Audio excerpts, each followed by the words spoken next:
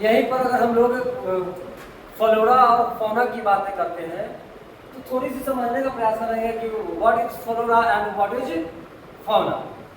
तो फौना क्या है और फ्लोरा क्या है, अगर हिंदी में अगर कहा जाए इसको तो ये फ्लोरा माने वनस्पति हो गया और फौना का मतलब हो गया आपका जीव। ठीक है, तो वनस्पति और प्राणी, इसको ऐसा समझा जा सकता है। लाइक फ्लोरा का साउंड जो है फ्लावर से मैच कर रहा है, दैट फ्लावर जो है किस में आ जाएंगे, वनस्पति में आ जाएंगे। ठीक है, तो इसलिए वो फ्लोरा जो है वनस्पति हो गया और फौना, फौना जस्ट फौना का जो साउंड है वो फौन तक से आ रहा है, इसका मतलब हो जाता है आपका जीव जंतु। ठीक है, या एनिमलिया जिसको हम लोग कह सकते हैं।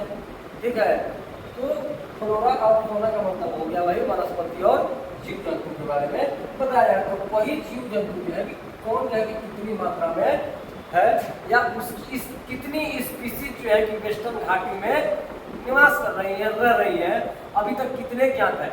मैं आपको एक जानकारी के लिए बता दूं कि वेस्टर्न घाट्स में जो भी आप फ्लोरा एंड फौना देख रहे हैं, जो बायोडाइवर्सिटी का एग्जाम्पल्स आपको देखने के लिए मिल रहे हैं, तो ऐसा नहीं है कि ममल्स का जो 140 स्पीसीज वहाँ पे पता चले हैं, 140 से ज़्यादा नहीं हो सकते हैं। अब इसलिए हो सकते हैं क्योंकि रोज खोज जारी है और रोज खोज जारी का नतीजा यह होगा कि आने वाले दिनों में हमें और भी स्पीसीज वहाँ पे देखने के लिए मिल सकते हैं। ठीक है, उसी प्रकार से अगर रेप्टाइल की स्पीसीज 260 देख रहे हैं तो जरूरी नहीं है कि 260 ही रहेगा, इससे आने वाले दिनों में और ज़्यादा होने की संभावना से नकारा नहीं जा सकता है।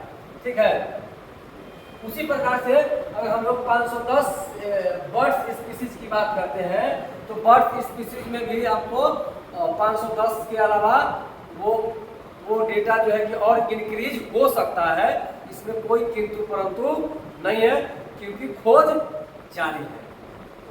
और एम्फीबियन की बात करते हैं तो एम्फीबियन अभी का डेटा 180 कह रहा है, लेकिन यह जरूरी नहीं है कि एम्फीबियन जो है कि आने वाले दिनों में भी 180 स्पीसीज है, क्योंकि रोज जो है खोज जारी है और रोज खोज का नतीजा यह है कि डेटा में परिवर्तन आ सकता है।